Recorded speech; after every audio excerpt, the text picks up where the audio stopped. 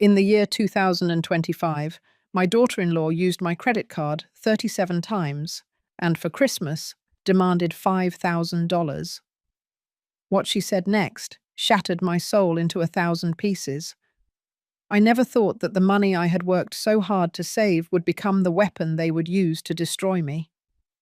Today, I'm going to tell you something I never expected to share. And if for a second you feel this sounds familiar, I just ask that you leave a like and subscribe. It will help me keep venting. My name is Martha Peterson. I'm 68 years old and live in a small apartment in the Lower East Side neighborhood of New York City. From my kitchen window, I can see the Essex Market, where every morning I used to buy fresh produce to prepare the meals that were always on my table. My apartment always smells like freshly brewed coffee and the flowers I keep in every corner. Because after 45 years working as a nurse at New York Presbyterian Hospital, I learned that a home should be a refuge, not a prison. I had been a widow for 3 years since Michael, my husband, lost his battle with cancer. 3 years in which I dedicated myself body and soul to caring for my only son, Andrew, and his family. My daughter-in-law, Chelsea, and my 2 grandchildren, Caleb, who is 12, and Sophia, who is 8, had become the center of my universe. They were all I had left of a life that was once full. This Tuesday began like any other. I woke up at 7 in the morning. I prepared my coffee with cream in the porcelain mug Michael gave me on our 20th anniversary and sat down to review the monthly accounts. I had a habit of keeping everything noted in an old notebook, every dollar spent, every bill paid. I was meticulous with money because my monthly Social Security check of $980 had to cover everything: my upkeep, gifts for the grandchildren, and of course the constant little helps my family needed. The phone rang as I was finishing my second cup of coffee. It was Chelsea, my daughter-in-law, with that sweet voice she had learned to use when she needed something. "Martha, honey, how are you? I notice you've been very lonely lately." "Fine, dear. I'm just here. I cleaned the whole house yesterday, hoping you would all come over for lunch, but I guess things got complicated. Oh, I'm sorry, we forgot to call you. But hey, I need to ask you a favor. Could I borrow your credit card? Mine is blocked, and I have to buy some urgent things for the kids." It was the 5th time this month she had asked for the card. It was always urgent, always for the children, always with that implicit promise that she would return it soon. And I, like an idiot, never said no. How could I deny something to the mother of my grandchildren? "Of course, dear. Come by whenever you want to pick it up." "Perfect. I'll be right over. You're a darling, Martha." She hung up before I could ask about the children, about Andrew, about how they were.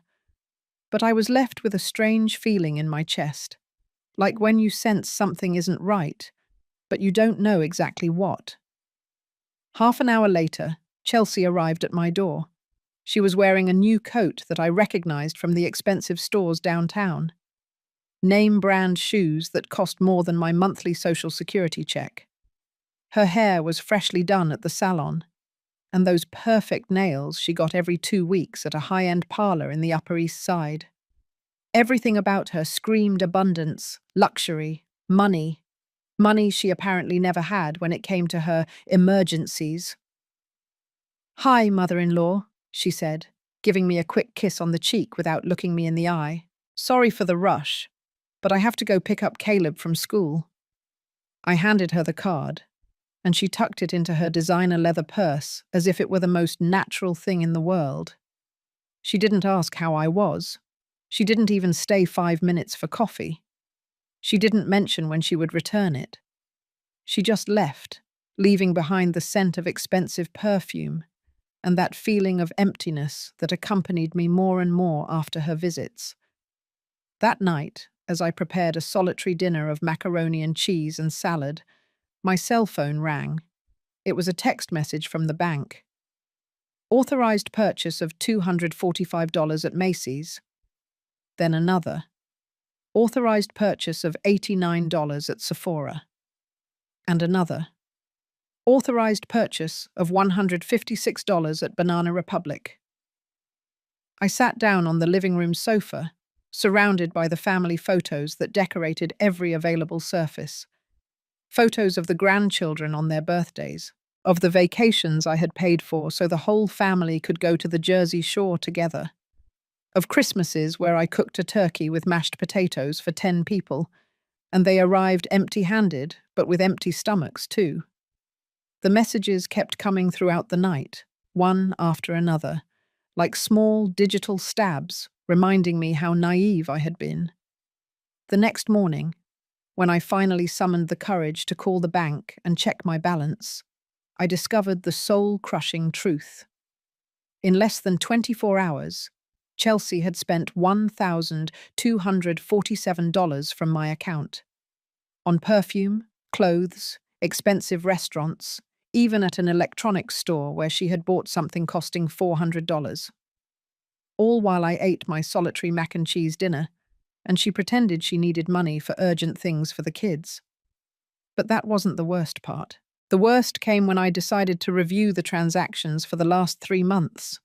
Those months in which Chelsea had been so loving toward me, so present, so concerned about my loneliness. 37 purchases, 37 times she had used my card in 3 months. Exclusive perfume shops in the Soho neighborhood, designer stores, restaurants where one dinner cost what I spent on groceries in a week. She had bought clothes, shoes, purses. She had even paid for beauty treatments and sessions at a luxury spa. The total amounted to $4,890 share, almost $5,000 of my savings. Money I had saved penny by penny for years, working double shifts at the hospital, giving up luxuries, living on the bare minimum to have something set aside for emergencies or to help my family when they needed it. But apparently for Chelsea, my money wasn't help. It was a right. It was her paycheck for tolerating me, for occasionally including me in their lives, for allowing me to be the grandmother of her children. I sat at the kitchen table, the bank statement trembling in my hands, feeling the world crumble around me for the second time in 3 years. The first time was when Michael died. This time was worse because Michael left without wanting to go, without choosing to abandon me. But my family was stealing from me while smiling to my face. The phone rang again. It was Andrew, my son, the boy I had raised with so much love, to whom I had given everything I had and more. "Mum, how are you? Chelsea told me you lent her the card. Very kind of you, as always." "Andrew, I need to talk to you. About the money, about—" "Mum, I can't right now. I'm in an important meeting. You know how these things are with work. We'll talk later, okay?" And he hung up, as always, as he had done for the last few months.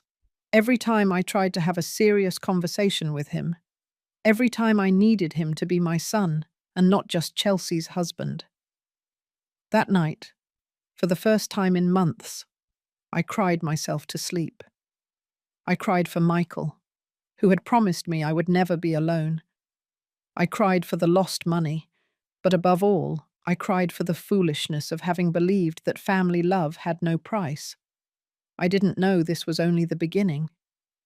4 days passed without Chelsea returning the card. 4 days during which my heart raced every time my cell phone rang, expecting another bank message. But what came was much worse. Friday morning, while watering the plants on the balcony overlooking Bleecker Street, I saw Chelsea leave the hair salon across the street. She had a new cut, blonde highlights shining under the New York sun, and in her hand she held several shopping bags, one from J. Crew, another from Victoria's Secret, and a small one from a jeweler I recognized by its distinctive gold bags. My blood ran cold. All those purchases were made with my money, with my card, while I was calculating if I had enough to buy the medication the doctor had prescribed for my blood pressure. I followed her with my eyes until she turned the corner toward the Broadway Lafayette subway station. She didn't have the children with her. She didn't seem to have any urgency related to them. She was just a 35-year-old woman enjoying a shopping day paid for with her mother-in-law's money. That afternoon, I decided to do something I had never done. I called Caleb's school directly to ask if he needed anything. The secretary informed me that all tuition and fees were current, paid by his father, and there were no extracurricular activities scheduled that required additional money. So why did Chelsea need to use my card so urgently? Monday arrived with a call that made my legs tremble. It was my sister Rose, who lives in Boston and barely spoke to me since I was widowed. Her voice sounded strange, uncomfortable. "Martha, I have to tell you something I saw on Saturday. I was at the Woodbury Common Premium Outlets. You know, those outlets where they sell cheap designer clothes." "Yes, Rose, what is it?" "I saw Chelsea there. She was buying super expensive purses, the kind that cost more than $500. And when she went to pay, Martha, she pulled out a card that wasn't hers. I heard her say, 'It's my mother-in-law's, but she doesn't notice anything.'" My world collapsed. Rose continued. "She told the cashier that you had given her permission to use your money as if it were hers, that you were very old and no longer kept track of expenses well. She was laughing, Martha. She was laughing while saying that." I hung up the phone without saying goodbye. I sat on the living room sofa, surrounded by all those family photos that now felt like mockery. In one of them, Chelsea was hugging me during the last Christmas, smiling for the camera while I held Sophia in my arms. Was she already planning to rob me then? Did she already see me as an old woman easy to deceive? That same afternoon, I gathered my courage and called Andrew at his office. He worked at an insurance company in the financial district, a stable job that allowed him to support his family without needing to take money from his 68-year-old mother. "Andrew, I need to talk to you about the money Chelsea spent with my card." "Mum, what are you talking about? Chelsea told me she only bought a few things for the kids." "Son, she spent almost $5,000 in 3 months on perfumes, clothes for herself, expensive restaurants, nothing for the children." There was a long silence. So long I thought the call had been cut off. "Mum, you're exaggerating. I'm sure it's not that much money." "I have the bank statement right here. Do you want me to read every purchase to you?" "No, Mum, there's no need. But look, Chelsea is going through a difficult time. Her mother is sick, the children are growing and need more things. If she asked you for money, it's because she really needed it. Did she need $200 shoes? Did she need $150 beauty treatments?" "Mum, please, don't be so mean. She's your daughter-in-law. She's family. Besides, it's not like you were going to spend that money on anything else." Mean. My own son had called me mean for not wanting to be robbed. "Andrew, I saved that money working double shifts for years. It's for my medical expenses, for emergencies." "Mum, you're already 68. What emergencies are you going to have? Plus, when you die, all that money is going to be ours anyway." The line fell silent. Not because the call had been cut off, but because I was speechless. My son, the boy I had raised alone after his father abandoned us when he was 5 years old, the boy I had given all my love and all my sacrifices to, had just told me he was waiting for me to die so he could take my money. How can you say that to me? I didn't mean it in a bad way, Mum. I just mean that, well, families should help each other. And if Chelsea needs some things, what's the problem? The problem is that she's stealing from me. Don't say those things. Chelsea is not a thief. She's my wife and the mother of your grandchildren.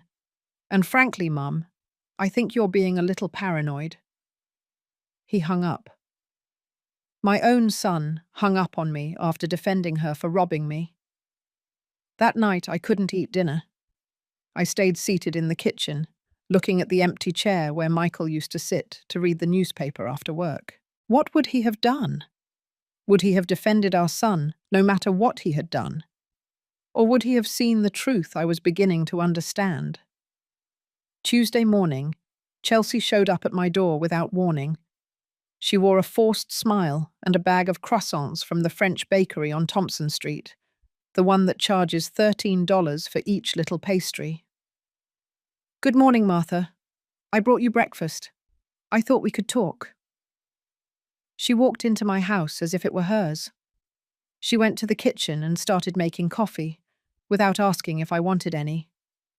Her movements were confident, territorial. She was no longer pretending to be the timid daughter-in-law who needed permission for everything. "Andrew told me you're a little confused about the money." "I'm not confused, Chelsea.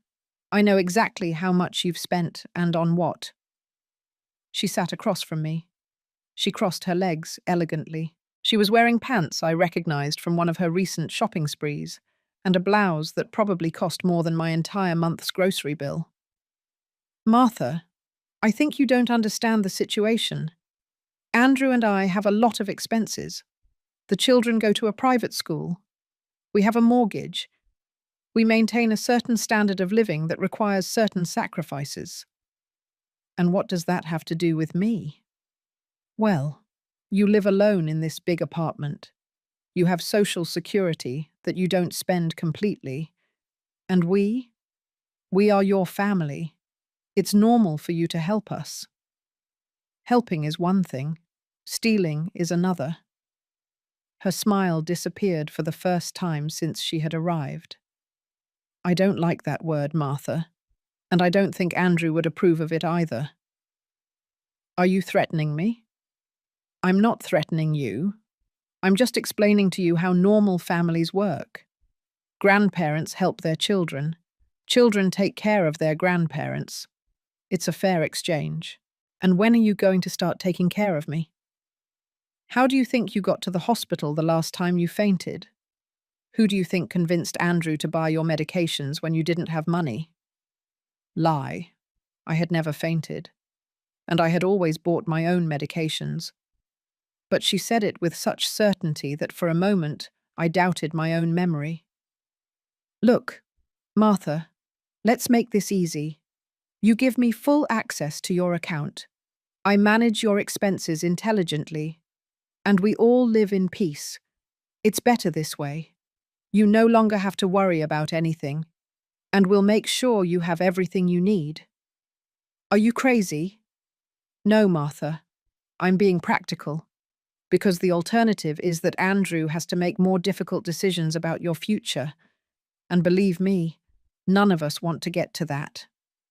She got up, picked up her purse, and headed toward the door. Before leaving, she turned to me with a smile that didn't reach her eyes. "Think about it, Martha. You have until the weekend to decide. And by the way, I'm going to need you to transfer $2,000 to me before Friday. The children are going on a field trip with school and need special equipment." She left, leaving me alone with the scent of the croissants I no longer felt like eating, and the certainty that my life had just turned into a nightmare from which I didn't know how to wake up. That night, while reviewing the bank statement for the 5th time, I realized something that chilled my blood. In one of the most recent purchases, Chelsea had spent $340 at a store called Babies R Us. At first, I thought that perhaps she had bought something for the children. But when I called the store to ask, they informed me that the amount had been spent on clothing for a newborn baby. Chelsea wasn't pregnant. Or at least, she hadn't told me. Who had she bought those clothes for? Did she have a double life I didn't know about? Or had she simply found another way to spend my money on things that had nothing to do with me or my grandchildren? As the clock struck 11 at night, I understood that my family didn't see me as a human being with feelings and needs. They saw me as an economic resource that had to be managed until it was exhausted. And the worst of it was that my own son agreed with that. Friday arrived without me having transferred the $2,000 Chelsea had demanded, not because I didn't want to help my grandchildren, but because I had decided to call the school to ask about that supposed field trip. The answer left me cold. "Excuse me, Mrs. Peterson, but there is no field trip scheduled for this month.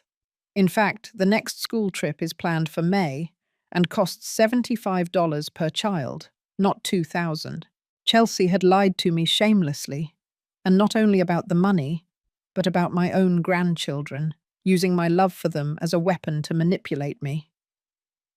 That afternoon, as I tried to concentrate on knitting a scarf for Sophia, the doorbell rang. It was Andrew, but he didn't come alone. Behind him was a man about 45 years old, suited with a briefcase, who introduced himself as Stephen Miller, a lawyer specializing in family law. "Mum, we need to talk.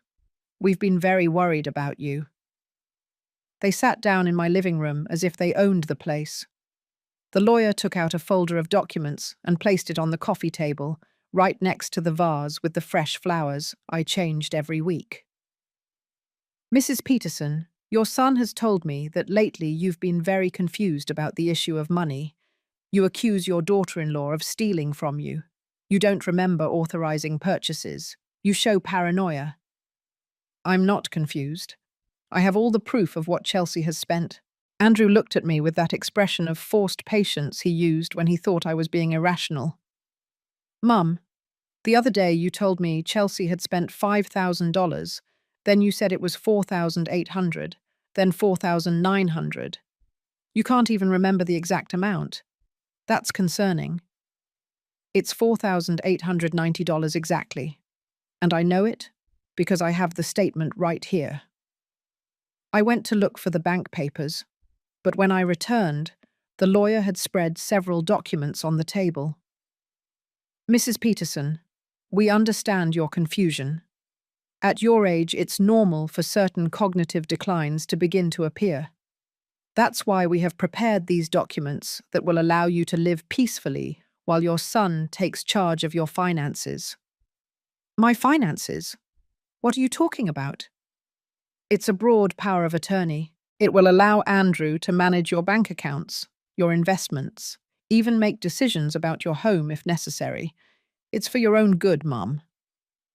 I glanced over the documents. They were full of complicated legal terms, but I understood enough to realize that if I signed those papers, I would lose all control over my money, my house, my life. "I'm not signing this." "Mum, be reasonable. Do you really want to keep worrying about bills, the bank, all those complicated things? Let us take care of it." "My complicated things. I've managed them for 68 years without problems." The lawyer intervened with a professional but condescending voice. "Mrs. Peterson, if you don't cooperate voluntarily, your son will have to consider other legal options. A guardianship proceeding, for example. It would be more traumatic for everyone. But yes, it is necessary." "Guardianship? Were they threatening to have me declared mentally incompetent?" "Get out of my house, both of you. Right now." "Mom, don't be stubborn. We just want to help you." "If you want to help me, give me back my card and the money you've stolen." Andrew sighed and stood up. The lawyer gathered his papers with calculated movements, as if this reaction had been expected. "Mrs. Peterson, we are leaving these documents for you to think about calmly. You have 1 week to decide. After that, we will take the measures we deem necessary to protect you from yourself." They left, leaving me alone with a fear I had never felt before. My own son was trying to steal my autonomy, my dignity, my right to decide my own life. That night, I couldn't sleep. I walked through the apartment, remembering every corner where Michael and I had been happy. The kitchen where we prepared breakfast together on Sundays.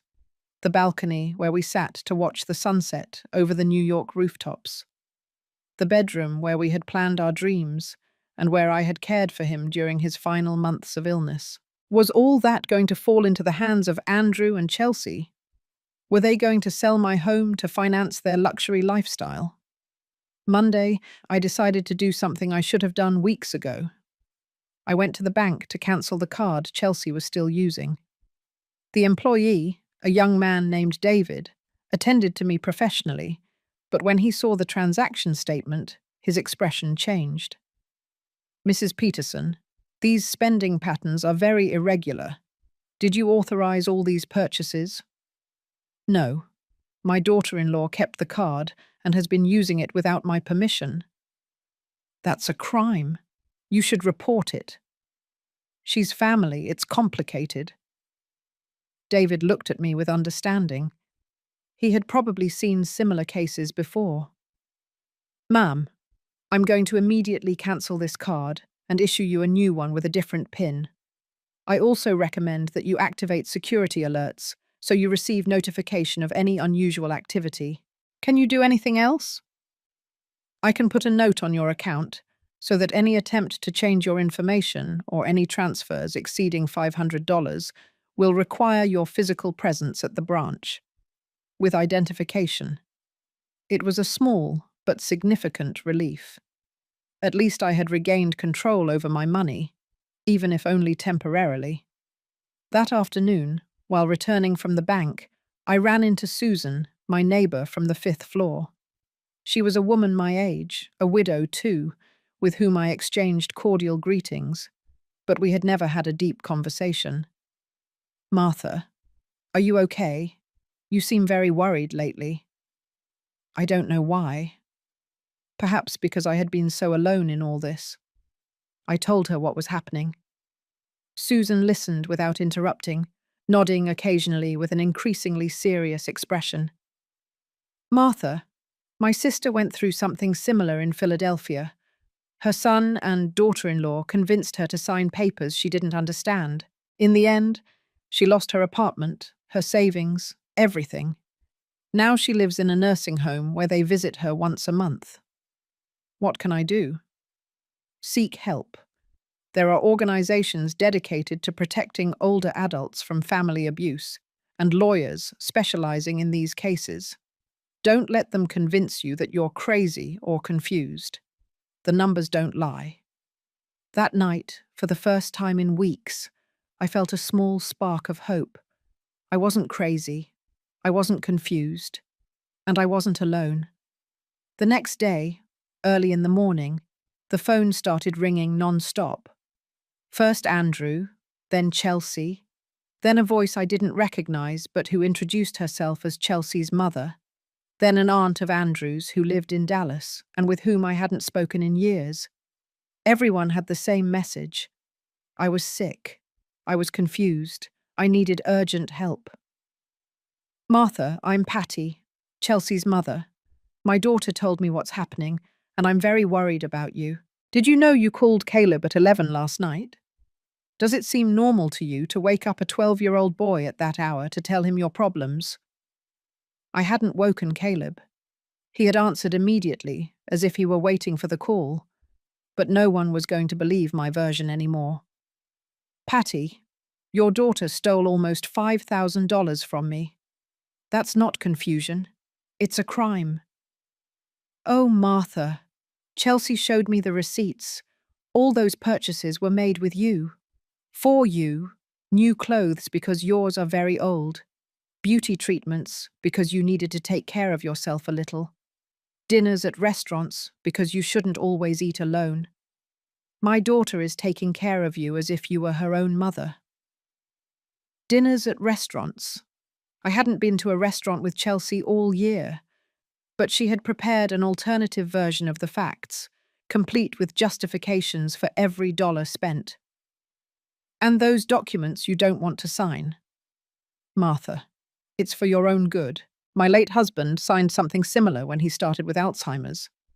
It allowed us to care for him without him having to worry about anything. Alzheimer's. Now it turned out I had Alzheimer's.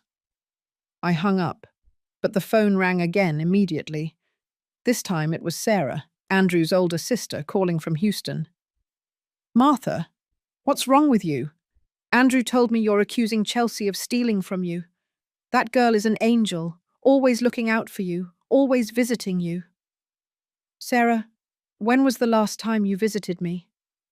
That's not the point, Martha. The point is that Chelsea does visit you. She does worry about you. And you repay her by accusing her of being a thief. Why is she a thief? Martha, my brother is devastated. He says he no longer recognizes the woman who raised him, that you've become bitter, paranoid, cruel to the people who love you. Every call was like a hammer blow to my self-esteem. Every person who called me had the same story, the same accusations, the same worries about my mental health. It was impossible for so many people to have reached the same conclusions independently. This was orchestrated. At 10 in the morning, when I finally managed to make the phone stop ringing, I went downstairs to buy bread, as I did every morning. Evelyn, the baker who had known me for 15 years, looked at me with a strange expression. "Good morning, Martha. How are you? Your daughter-in-law was here yesterday asking about you." "Chelsea? What did she want?" "She was worried because she says you've been forgetting important things lately, like, for example, that she's never had access to your money. She asked me if I had noticed that you were more confused lately." I felt my blood run cold. Chelsea had come to my neighborhood, to my bakery, to construct her version of the story with people who had known me all my life. "Evelyn, do you think I'm confused?" The woman looked at me with compassion, but also with something that looked like pity. "Oh, Martha, I don't know what to think. Your daughter-in-law seemed very worried, very sincere. And it's true that sometimes you repeat things, or you ask me the price of bread as if it were the first time you've bought it." Was I repeating things? Was I asking prices I already knew? It was possible. When you're worried, when your mind is occupied with serious problems, it's normal to be distracted in everyday conversations. But Chelsea had turned those normal distractions into evidence of senile dementia. I returned home with the bread and sat down at the kitchen table to think. I took out a new notebook and started writing down everything that had happened since the first time I lent the card to Chelsea. Dates, amounts, exact conversations. If they were accusing me of being confused, I needed to have everything accurately documented. At 12 noon, the doorbell rang. It was Sophia, my 8-year-old granddaughter, but she didn't come alone. She was accompanied by a woman I didn't know, well-dressed, with a professional briefcase. "Grandma, Mum told me to come see you. She says you're very sick." The woman introduced herself as Eleanor Davies, a psychologist specializing in geriatrics. "Mrs. Peterson, your family has asked me to do an initial assessment of your cognitive state. It's just an informal conversation, nothing to worry about." "I don't need any assessment, and especially not one requested without consulting me. I understand your resistance, but your son is very worried. He told me that you accuse family members of stealing money from you, that you call your grandchildren late at night to talk to them about adult problems, that you refuse to sign documents that would help you live more peacefully." Sophia looked at me with big, frightened eyes. They had probably told her that Grandma was sick, that maybe I didn't remember who she was. "Sophia, honey, do you think I'm sick?" "I don't know, Grandma. Mum says that sometimes grandparents forget things and get sad. But I remember you always make me cookies when I come over." The psychologist took some papers out of her briefcase. "They are just some simple questions, Mrs. Peterson. What day is today? What year is it? What is your home address?" "Today is Thursday, January 23rd, 2025. I live on Bleecker Street, number 15, third floor left, New York City, 10012. And this is a setup. Can you tell me the names of your closest relatives?" "My son, Andrew Peterson Martin, born on March 15th, 1987. My daughter-in-law, Chelsea Herrera Santos. My grandchildren, Caleb, born in 2012, and Sophia, born in 2016. My husband, Michael Peterson Ruiz, passed away on October 8th, 2021. Do you need more details, or do you have enough to prove that I don't have any cognitive problems? The psychologist took notes, but her expression hadn't changed. Your family has commented that lately you show signs of paranoia. Is it true that you believe your daughter-in-law is stealing money from you?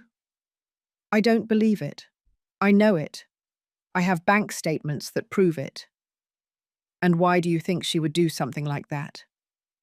Because she needs money to maintain a lifestyle she can't afford on my son's salary. Have you considered the possibility that you yourself authorized those purchases and don't remember them?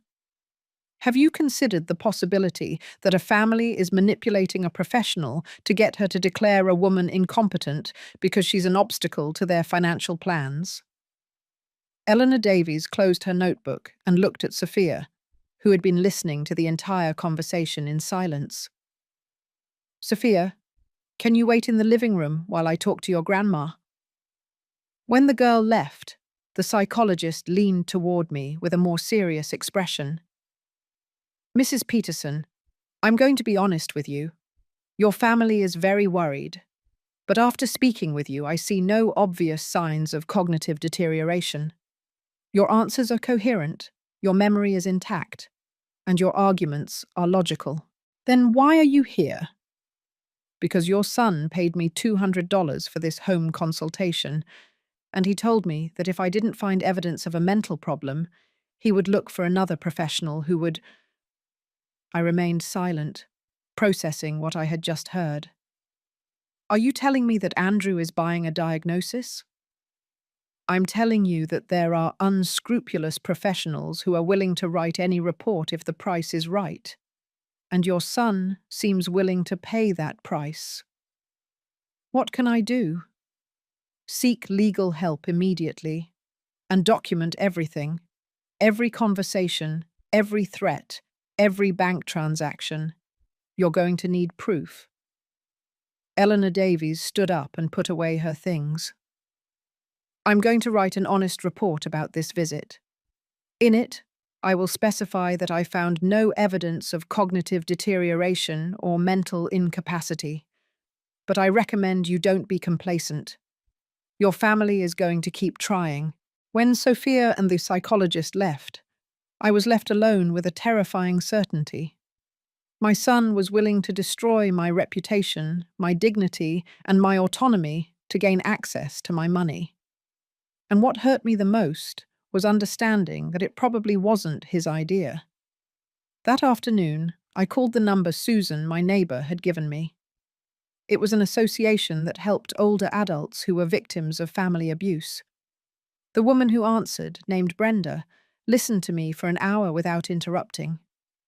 Martha, what you are telling me is a classic pattern of economic and psychological abuse towards older adults, and unfortunately it's much more common than people think. What can I do?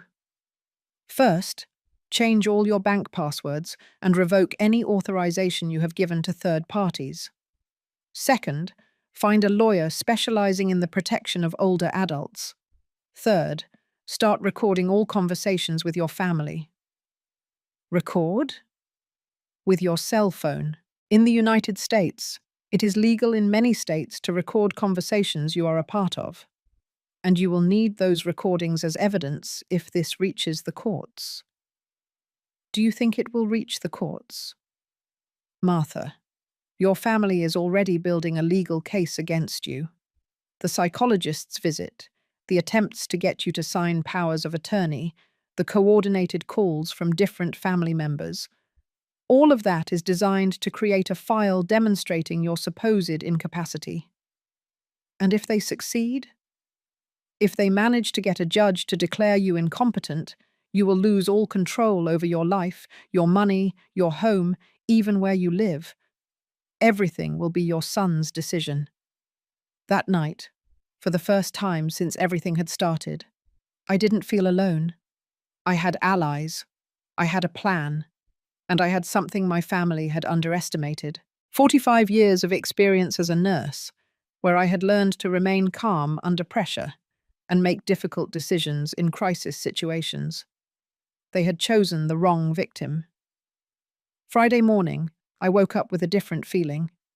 For the first time in months, I had slept deeply, without waking up every hour wondering what new humiliation awaited me the next day.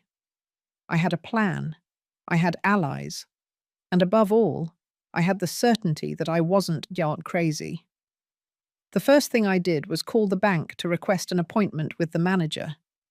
David, the employee who had helped me before, put me directly through to Jennifer Smith, a woman about 50 years old who received me in her office with the seriousness my situation deserved. "Mrs. Peterson, I have reviewed your account, and indeed, there are very irregular spending patterns. Purchases at luxury stores, expensive restaurants, transfers to accounts you don't recognize. All done by my daughter-in-law without my authorization. I understand. I am going to immediately implement an enhanced security protocol on your account. Any transaction over $100 will require direct phone confirmation with you. Additionally, I am going to cancel all previous authorizations and change all access codes.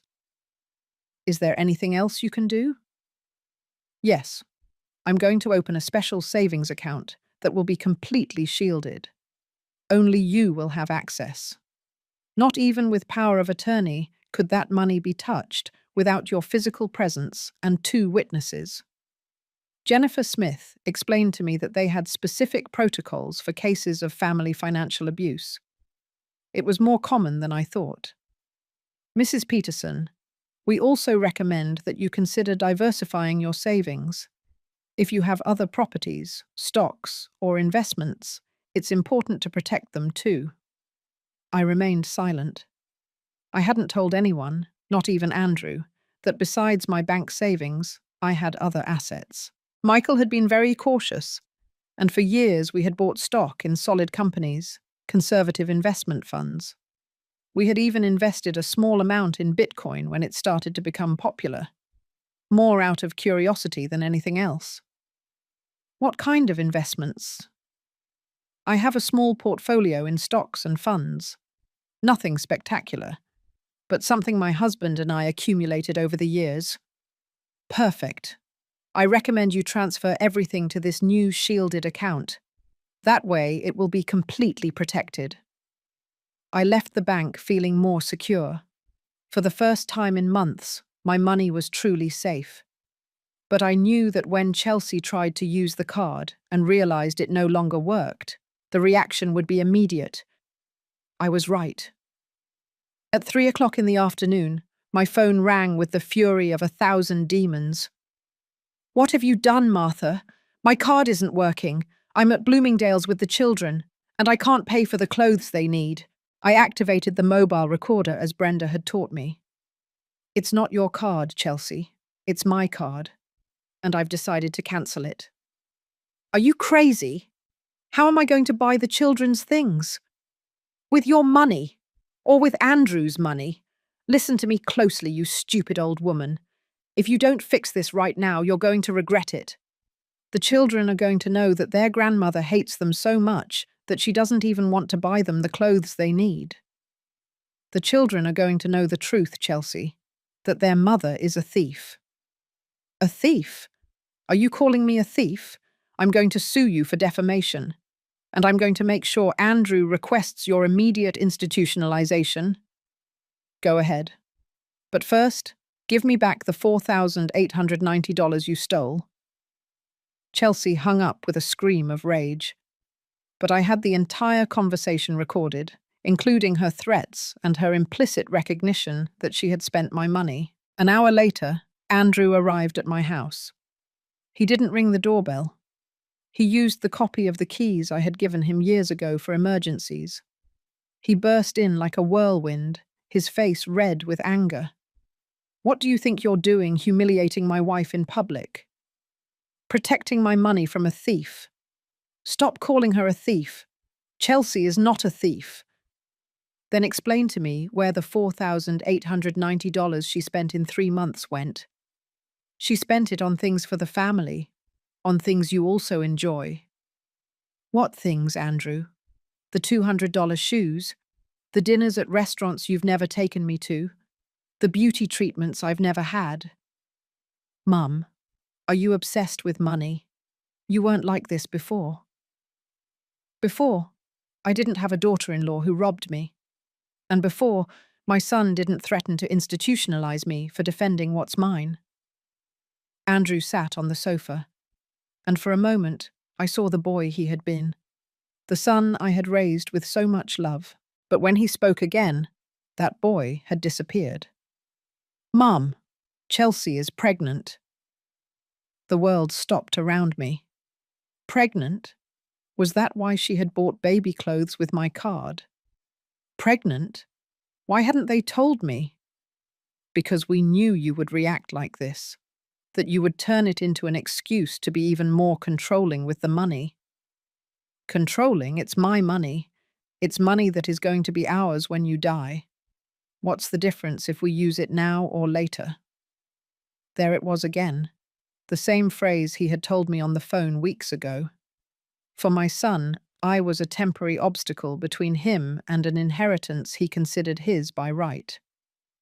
The difference, Andrew, is that I'm still alive. And while I'm alive, the money is mine. Mum, I'm going to be very clear. Either you cooperate voluntarily, or we will take legal measures. We have testimonies from relatives confirming your mental deterioration, medical reports documenting your paranoia, and evidence of erratic behavior. What medical reports? The psychologist you brought didn't find anything wrong with me. That psychologist didn't understand the case well, but there are other professionals more understanding of complicated family situations. Again, they were talking about buying false diagnoses. Andrew, are you really capable of doing this? Of destroying your own mother for money? I'm not destroying you, Mum. I'm protecting you from yourself. And who is going to protect me from you? My son got up and headed towards the door. Before leaving, he turned to me with an expression I had never seen on him before. You have 1 week to reconsider your attitude. After that, we are going to act accordingly.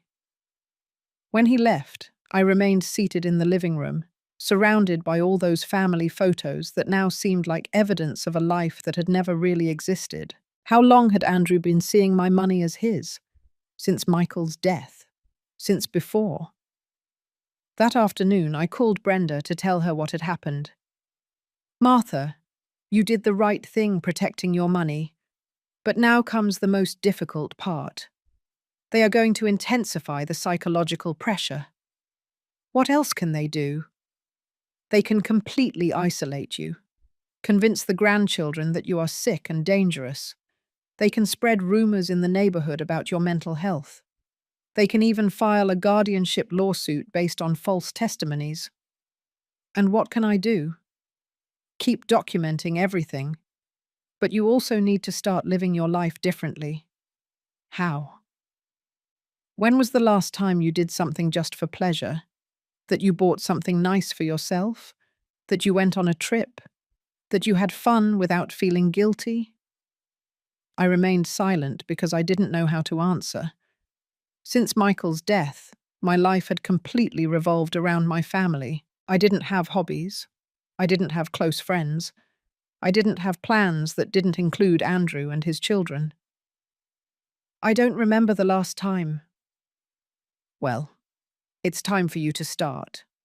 Because if your life is based solely on your family, they will always have power over you. But if you have your own life, your own interests, your own happiness, then they won't be able to blackmail you with threats of abandonment. That night, for the first time in years, I took out the travel guides that Michael and I had collected during our marriage. We had dreamed of visiting Portugal, getting to know the cities of New England, going on a cruise in the Caribbean. I opened my laptop, which I barely used, and connected to the internet. I searched for travel deals for seniors, cruises, hotels with retiree discounts. It was surprising how many options existed for people my age. For the first time in months, I was excited thinking about the future, a future that didn't depend on whether my family visited me or not, whether they included me in their plans or not, whether they loved me or not. The next day, Saturday, I did something I had never done. I went alone to have breakfast at the cafe in Washington Square Park. I ordered coffee with cream and a croissant, took out a book I had been meaning to read, and spent 2 hours enjoying my own company. It was liberating. For the first time in months, no one asked me for money. No one made me feel guilty. No one threatened me. It was just me, my coffee, my book, and the life of New York flowing around me. When I returned home, there was a message on the answering machine. It was Caleb, my grandson. "Grandma, Mom says you're very sick, and maybe we won't be able to see you anymore. She says the doctors say it's dangerous for us to visit you because you might get violent. Is it true, Grandma? I don't want you to be sick." The message broke my heart, but it also gave me the strength I needed. They were using my grandchildren as emotional weapons, filling their heads with lies about me to get me to surrender. But I wasn't going to surrender, because now I understood something fundamental. I wasn't just fighting for my money. I was fighting for my right to exist as a person, not as an economic resource. And that was a fight I intended to win. That night, I called Caleb back. When he answered, I could hear voices in the background that suddenly went silent. "Caleb, honey, Grandma is not sick. She is very well, and she loves you very much." "But Mom says—" "Mom is sometimes wrong, Caleb. We grown-ups are also wrong. But I will always love you, and I will always be here for you. Can I come see you?" "Whenever you want, honey. My door is always open for you." I hung up, knowing that this would probably be the last conversation I would have with Caleb for a long time, but also knowing that I had planted a seed of doubt about the official version of my mental illness. And sometimes, a seed of doubt is enough for the truth to find its way. The week Andrew had given me as an ultimatum passed in a strange calm. I didn't receive threatening calls. No psychologists appeared at my door. No family members worried about my mental health arrived. It was the silence before the storm, and I knew it. I took advantage of those days to follow Brenda's advice. I hired the services of Kelly Adams, a lawyer specializing in the protection of older adults who had her office near Times Square. Kelly was about 40 years old, had short hair, and that determination only found in women who have fought to make their way in difficult professions. "Martha, I have reviewed all the documentation you brought me, the recordings, the bank statements, the medical reports. Your family is building a very elaborate case, but they make a fundamental mistake." "Which one?" "They assume you are a passive victim. They haven't factored in that you can defend yourself intelligently and organizedly." Kelly explained to me that we could take preventive measures. We could file a protective order to prevent Chelsea from accessing my bank accounts. We could sue for misappropriation. We could even file a complaint for threats and coercion. "But Martha, before starting a legal war, I want you to be sure of what you want. Once we take the first step, there is no turning back. Your relationship with your son will be destroyed forever." "Kelly, my relationship with my son was destroyed the day he decided I was an obstacle between him and my money. I'm just realizing it now." "Are you prepared for the consequences? Because they are going to try to isolate you completely. You might never see your grandchildren again." That question hurt me more than all of Chelsea's threats combined. Caleb and Sophia were what I loved most in the world. Was I willing to lose them to maintain my dignity? "Kelly, if I do nothing, what example am I giving them? That it's okay to steal from older people. that it's okay to threaten and manipulate, that love is bought with money. You're right. Sometimes, protecting the people you love means teaching them that there are limits that cannot be crossed. Thursday afternoon, exactly 1 week after Andrew's ultimatum, my doorbell rang. When I opened the door, I found the entire family: Andrew, Chelsea, Caleb, Sophia, and again the lawyer, Stephen Miller, with his briefcase of documents. "Mum, we've come to solve this once and for all." They entered without waiting for an invitation and spread out in my living room as if it were a boardroom. The children sat on the sofa, clearly uncomfortable. Caleb looked at me with a mixture of confusion and sadness that broke my heart. Stephen Miller took out his papers again. "Mrs. Peterson, we have brought updated documents, more specific powers of attorney that will allow you to maintain some control over minor decisions while your son takes charge of the important finances." "I already told you I'm not signing anything." Chelsea got up from her chair and approached me. Her belly was already starting to show under her fitted blouse. "Martha, I'm 4 months pregnant. This baby is going to need things. He's going to need a new room, clothes, a crib, a stroller. Caleb and Sophia are also going to need space because they are going to be older siblings." "Congratulations on the pregnancy, Chelsea. But that doesn't give you the right to rob me." "I'm not robbing you. I'm asking you to be part of this family, to contribute so that your grandchildren and your new grandson have the life they deserve." "Contribute? I have contributed almost $5,000 in 3 months. How much more do you want me to contribute?" Andrew intervened with that voice of forced patience he used when he thought he was being reasonable. "Mum, we've calculated that we need approximately $15,000 more to prepare for the baby's arrival and make some renovations at home. It's an investment in your grandchildren's future." $15,000? Now they were talking about figures that represented years of my savings. "And what if I don't have $15,000? "You have it, Mum. We know you have more money than what appears in your checking account. Dad was very cautious, and I'm sure he left investments, funds, maybe even properties." There it was. In the end, they had reached the real goal. They didn't just want access to my checking account, they wanted my entire estate. "How do you know there's more money?" "Because we've been investigating, Mum. Dad had a considerable investment portfolio, stock in AT&T, in Bank of America, in ExxonMobil, also investment funds and even some cryptocurrencies. All of that is yours now, and when you die, it will be ours." "So you've been snooping through your father's papers?"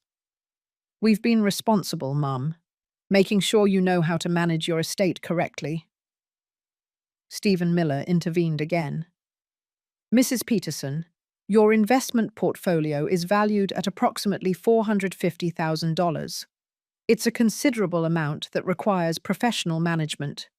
If you sign these documents, your son will be able to optimize those investments to generate better returns." $450,000. It was true that Michael had been very cautious, but I had never imagined that our small monthly investments had turned into such a fortune. The problem was that now my family knew it too. And what guarantees do I have that Andrew is going to manage that money for my benefit and not for his? "Mum, I'm your son. Of course, I'm going to manage it for your benefit." "How have you managed for my benefit the money Chelsea spent these months?" Chelsea moved closer until she was right in front of me. "Martha, stop playing games. Are you going to sign those papers right now, or are you going to regret it?"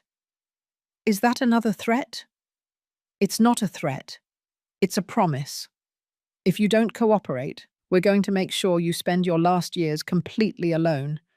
The children are going to know that their grandmother prefers money over her own family." Caleb suddenly got up from the sofa. "Mum, stop. Grandma is not crazy, and she's not mean. She's just Chadson because you always ask her for money and never come to see her just because. Chelsea turned to her son with a look that chilled my blood. Caleb, go to your room. This is an adult matter. I don't have a room here. This is Grandma's house. I said go. Caleb looked at me with those big eyes he had inherited from his grandfather Michael. Grandma, is it true that you have a lot of money? I have what your grandpa and I saved working many years, Caleb. And is it true that Dad and Mum want to take it from you? Caleb, it's complicated. It's not complicated, Grandma. It's simple. It's your money. And if you don't want to give it to them, you don't have to. Andrew approached his son with a stern face. Caleb, you don't understand the situation. Grandma is sick and needs help managing her money. Grandma is not sick, Dad. She's sad because you are mean to her. At that moment, I knew that whatever the price, I had to fight. Not just for myself, but for Caleb, for Sophia, for the baby that was about to be born. Because if I allowed my family to rob me, I would be teaching them that abuse was normal, that manipulation was acceptable, that older people didn't have the right to defend what was theirs. I took out my cell phone and activated the recorder. Chelsea, repeat what you just said about making sure I spend my last years alone. Put that phone away. It's my phone. In my house. I can record whatever I want. Stephen Miller slammed his briefcase shut. Mrs. Peterson, this is not productive. If you don't want to cooperate voluntarily, we will have to explore other legal avenues. Perfect. My lawyer will be happy to respond to any legal procedure you want to initiate. Your lawyer? Andrew asked in surprise. Did you think I was going to sit around waiting to be robbed? I hired Kelly Adams, a specialist in the protection of older adults, and I gave her all the evidence of what you have done. Chelsea paled. What evidence? Bank statements, recordings of our conversations, witness testimonies. I even have photographs of you spending my money in luxury stores. That's espionage. That's protecting myself from a thief. Andrew got up and headed toward the door. Mum, I hope you're prepared for the consequences of what you're doing. I am prepared, Andrew. The question is whether you are prepared for the consequences of what you have done. Chelsea looked at me with a rage she no longer bothered to hide. Martha, you're going to die alone.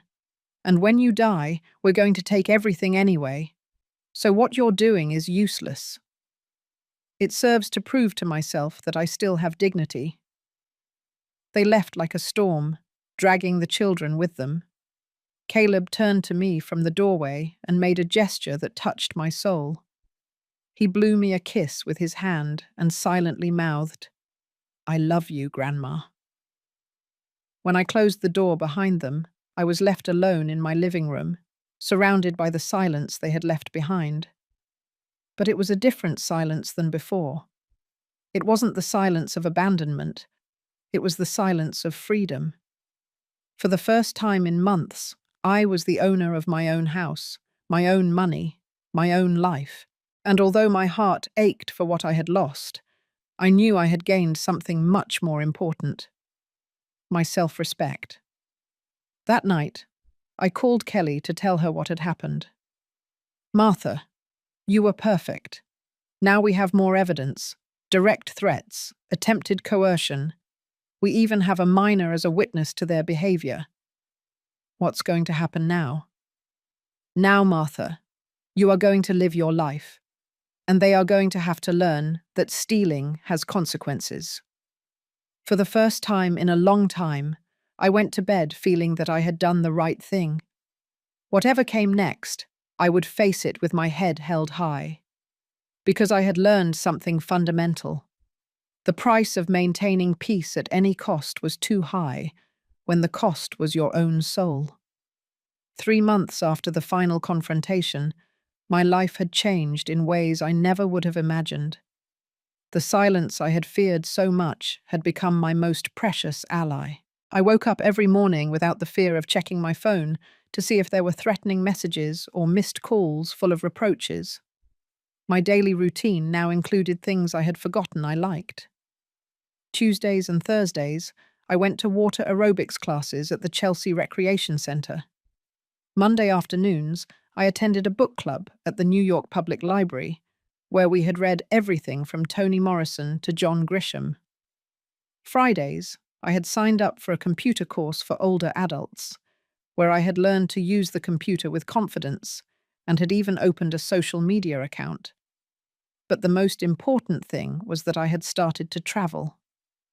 The first trip I took was to San Francisco, following one of the guides Michael and I had saved for years.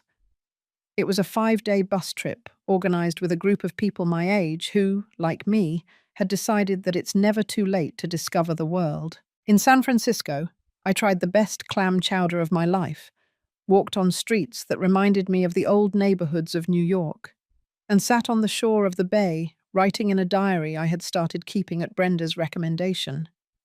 Writing down my thoughts helped me process everything I had lived through and plan everything I wanted to live. One afternoon, while having coffee at a pastry shop in the Mission District, I received a call I didn't expect. It was Caleb. "Grandma, can I talk to you?" "Of course, honey. How are you?" "I'm fine, but I miss coming to your house. Mum says we can't see you because you're mad at us." "Caleb, I'm not mad at you or Sophia. I could never be mad at you." "Then why can't we go see you?" "Because your parents think I'm a bad influence." "That's a lie, Grandma. You've always been good to me." We talked for 20 minutes. Caleb told me that there was a lot of talk about money at home lately, that his parents argued at night when they thought the children were asleep, and that Chelsea constantly complained that the selfish old woman had complicated their lives. "Grandma, is it true that you have a lot of money?" "I have enough to live comfortably, Caleb. But above all, I have something more important. I have my dignity." "What is dignity?"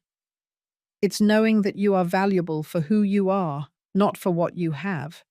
It's not allowing anyone to treat you badly, even if they are family." "I understand. Like when I don't let the kids at school take my sandwich, even if they are bigger than me." "Exactly like that, honey." When I hung up, I realized that for the first time in months, I had talked to Caleb without feeling pain. I still missed him terribly, but I knew I was teaching him a lesson more valuable than any gift I could buy him. That people have the right to defend themselves from abuse, even when it comes from their own family. Upon returning from San Francisco, I found several letters in my mailbox. One was from my bank, informing me that my investments had generated dividends worth $3,200 in the last quarter. Michael had chosen very well where to put our money. Stock in solid companies that continued to yield profits years after his death. Another letter was from Kelly, my lawyer, informing me that Andrew and Chelsea had tried to file a guardianship lawsuit, but it had been immediately dismissed because they had no valid medical evidence. In fact, the judge had shown interest in the recordings I had provided as evidence of attempted coercion. "Martha, they made a major strategic mistake," Kelly explained when I called her. "By trying to sue you without solid evidence, they exposed to the judicial system that their motivation is not to protect you, but to access your estate." "Does that mean they can't do anything else?" "It means that if they try again, they will have to demonstrate with irrefutable medical evidence that there truly is cognitive deterioration. And after the independent evaluation we did, that's going to be very difficult." The independent evaluation had been Kelly's idea. A forensic neuropsychologist had performed a complete battery of cognitive tests that demonstrated that my mental capacity was completely normal for my age. I had even scored above average in several areas. "Also, Martha, there's something else. Their lawsuit gives us grounds to file a countersuit for misappropriation. If you want, we can recover all the money Chelsea spent with your card. Is the hassle worth it? That's up to you to decide. But consider that recovering that money would mean sending a clear message. Stealing from older people has consequences. I thought about it for days. In the end, I decided to go ahead with the countersuit, not so much for the money as for the principle. If there were no consequences for what they had done, they could try it with another vulnerable, older person. A month later, Chelsea had to return $4,890 to my bank account. The court order was clear. She had 30 days to make the full reimbursement, or she would face criminal charges for misappropriation. The day I received the transfer, I decided to celebrate it in a way Michael would have approved of. I went to the Saks Fifth Avenue store on Fifth Avenue and bought the first nice thing I had bought for myself in years. An elegant navy blue dress, comfortable but pretty shoes, and a pearl necklace I had been looking at for months but had never dared to buy. That afternoon, I went to dinner alone at the restaurant in the Plaza Hotel. I ordered Atlantic salmon, a glass of white wine, and for dessert, chocolate cake. The waiter treated me with the respect due to a lady who dined alone because she wanted to, not because she had no alternative. During dinner, I thought of Michael. How proud he would be to see me like this. Elegant, independent, the owner of my own life. I also thought of my parents, who had worked hard to save money that now allowed me to live with dignity. And I thought of Caleb and Sophia, hoping that one day they would understand that what I had done was out of love, not selfishness. The following month, I signed up for something I had been wanting to do for years. A cruise to Alaska. 15 days visiting coastal cities in Alaska, Canada, and Washington State. Juneau, Vancouver, Seattle. Places Michael and I had dreamed of getting to know together. On the cruise, I met Hope, a widow from Chicago who had a similar story to mine. Her daughter had tried to convince her to sell her condo to invest the money in something more profitable, which her son-in-law, coincidentally, was going to manage. Hope had been lucky enough to have a lawyer brother who had warned her in time. Martha, what surprises me the most is how your perspective changes when you stop living to please others, she told me one night as we watched the sunset from the ship's deck. I spent years feeling guilty about spending money on myself, as if I didn't deserve it. And how do you feel now? Like I woke up from a very long dream. My money is mine, my time is mine, my decisions are mine, and if my family doesn't like it, that's their problem, not mine. Hope became a great friend. When we returned to the States, we stayed in touch. We talked on the phone twice a week, shared book recommendations and travel plans. It was wonderful to have a friendship based on common interests and genuine affection, not on family obligations or financial needs. One day while sorting through old papers, I found a letter Michael had written to me during one of his hospital stays. The letter read, "Martha, if something happens to me, promise me that you will be happy, that you will travel to all the places we dreamed of visiting, that you will buy yourself nice things, that you will live, not just survive. The money we have saved is not for you to hoard like a treasure, it's for you to use to be happy." I cried reading those words, but not from sadness. I cried with gratitude because Michael had known me well enough to know that I would need that permission to be happy, and I cried with relief because I was finally fulfilling his last wish. That same week, I received another unexpected call. It was Sophia. "Grandma, is it true that you have a new life?" "Who told you that, honey?" "Caleb. He says his friend's grandma saw you on a cruise and that you looked very pretty and very happy. New York is a small world. It was logical that some acquaintance had seen me during my new adventures." "It's true, Sophia. Grandma is living a new life." And is there room for us in that new life? The question broke my heart, but at the same time it filled me with hope. There will always be room for you, honey, but it will have to be on my terms, not your parents'. What does that mean? It means that if you want to be part of my life, it has to be because you truly love me, not because you want my money. Grandma, we never wanted your money. We just want you. I know, my love, and I love you too. When I hung up, I knew that someday Caleb and Sophia would find a way back into my life. Maybe when they were older, maybe sooner. But when they returned, they would find me transformed into the woman I had always had the potential to be. Independent, self-assured, and aware of my own worth. For the first time in decades, the future seemed full of possibilities instead of full of obligations. And that feeling was better than any amount of money I could have in the bank. Because I had learned something fundamental. True wealth is not measured in dollars, but in the ability to live according to your own values, even when that means being alone. And I was no longer alone. I had the most important company of all. My own. A year and a half after that final confrontation in my living room, I am sitting on the terrace of my new apartment in the Greenwich Village neighborhood, writing these lines while the October sun filters through the leaves of the orange tree I planted in a large pot last month.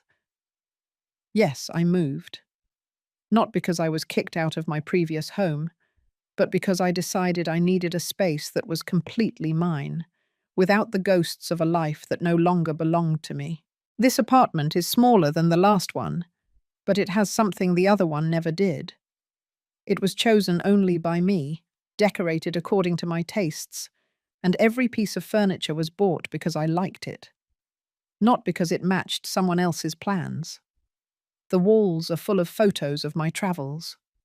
The Grand Canyon in Arizona, the canals of Boston, the mountains of Colorado. There are also more intimate photos.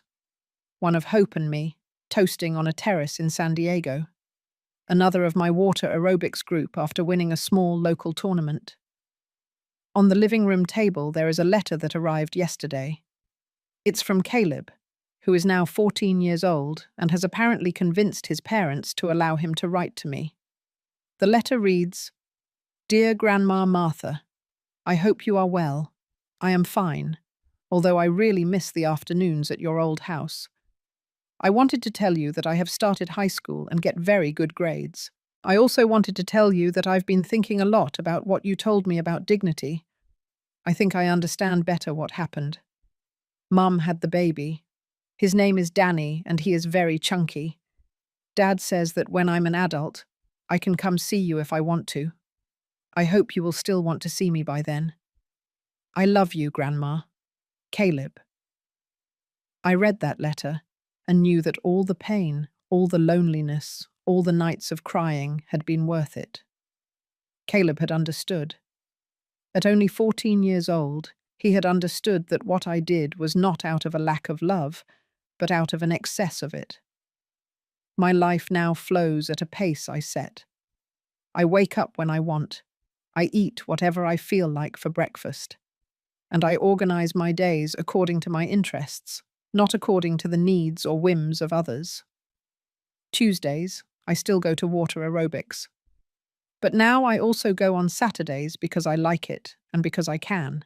Thursday afternoons, I teach literacy classes to immigrant women at a community center in Lower Manhattan. I discovered that teaching women my age who had never had that opportunity to read gave me a satisfaction I had never felt before. My finances are now completely under my control. I hired an independent financial advisor who helps me manage my investments. But all the decisions are mine. Last year, I invested in ethical funds that support renewable energy. I also donated $10,000 to the association that helped me during the worst moments so they could help other older women going through similar situations. The money Chelsea stole from me, and which I recovered through the courts, I spent on something I know Michael would have approved of: a 3-week trip to Japan. We had always dreamed of getting to know Japanese culture, walking through its Zen gardens, trying its authentic food. I went alone, but I didn't feel alone for a single moment. I met other travelers. I participated in tea ceremonies. I visited ancient temples where I meditated on the changes my life had experienced. In Kyoto, while contemplating a rock garden at the Ryoanji Temple, I had a revelation that changed me forever. I understood that for decades, I had been living my life as if it were a movie where I was a secondary character. Andrew was the protagonist. Chelsea was the co-protagonist. The grandchildren were the supporting cast, and I was simply the extra who appeared when they needed something. But that afternoon in Japan, I understood that I was the protagonist of my own story. I always had been. I had just been too busy caring for others to notice. When I returned from Japan, I made a decision that surprised even Hope. I enrolled at New York University in the continuing education program for adults over 55. I had always wanted to study art history, but when I was young, I hadn't had that opportunity. At 70 years old, I could finally afford that luxury. My classmates are of various ages, but we all share something. The desire to learn for the simple pleasure of learning, not to get a job or impress anyone. We study Andy Warhol, analyze Gothic architecture, debate the impact of contemporary art. My mind, which for months had been occupied only with family problems and emotional survival, was now expanding in directions I had never explored. During these months, I have reflected a lot on what happened with my family. I have reached some conclusions that may perhaps help other people who are living similar situations. The first is that family love should not be confused with the obligation to tolerate abuse. For years, I believed that showing love meant always saying yes, giving money when asked, and never setting boundaries for fear of losing the people I loved. But true love includes mutual respect. And respect implies recognizing that every person has the right to their own decisions and to the protection of their own interests. The second is that getting older does not mean becoming invisible or irrelevant. Society teaches us that older people should be grateful for any attention they receive, even if that attention comes with abusive conditions. But age does not eliminate our right to dignity, autonomy, or happiness. The third is that it's never too late to reinvent yourself. I believed that at 68 years old, my life was basically over, that there were no more interesting chapters left to write. But these last 2 years have been the richest and most satisfying of my adult life. I have discovered passions I didn't know I had. I have made true friends. I have traveled to places that only existed in my dreams. The fourth, and perhaps the most important, is that chosen solitude is infinitely better than toxic company. For months, I was afraid of being left alone, that no one would visit me, that no one would worry about me. But I discovered that being alone with people who value and respect you is much better than being surrounded by people who only see you as a resource to exploit. Last week, I received an unexpected call. It was Andrew. His voice sounded different, more humble, less confident. "Mum, I know it's been many months without talking. I wanted to know how you are." "I'm very well, Andrew. Better than I've been in years." "I'm glad. I also wanted to apologize." Those words surprised me. I hadn't expected them. And honestly, I no longer needed them to move on with my life. Apologize for what exactly? For everything. For not defending you when Chelsea crossed the line. For trying to take control of your money. For not appreciating everything you had done for us for years. And what has changed, Andrew? Chelsea left. She took Danny and moved back to her mother's house. It turns out she was also spending money from my accounts without telling me. When I realized and confronted her, She told me she had learned from you that it was normal to take money from the family without asking permission. The irony was evident. Chelsea had applied the same strategy with him that she had used with me, but this time with her own husband. And the children? Caleb and Sophia are with me. It's been difficult, but we are learning to be a different family. Caleb talks about you a lot. He says he wants to see you. And what do you want, Andrew? I want you to get to know your son for real, not the man who let himself be manipulated by his wife, but the man you raised with so much love. That man is still here, Mum. He was just lost for a while. The conversation lasted almost an hour. Andrew told me he had been in therapy, that he had started to understand how Chelsea had manipulated the situations to pit us against each other, that he had realized his children needed their grandmother as much as I needed my grandchildren. Mum, would it be possible for us to start over, slowly, at your pace, on your terms? Andrew, I never stopped wanting to start over. I just needed it to be with mutual respect. I understand, and I promise you this time, it will be different. I don't know if Andrew will keep his promise. The years have taught me to be cautious with promises of change that arise after family crises. But I know that now I have the tools to protect myself if necessary, and the self-confidence to set clear boundaries from the beginning. What I do know is that my life no longer depends on my family accepting or including me. I have a full life, my own interests, genuine friendships, and projects that excite me. If Andrew and my grandchildren want to be part of that life, they will be welcome.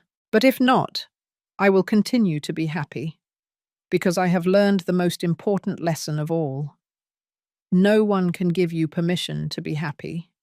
That permission can only be given by yourself, and I have given it to myself.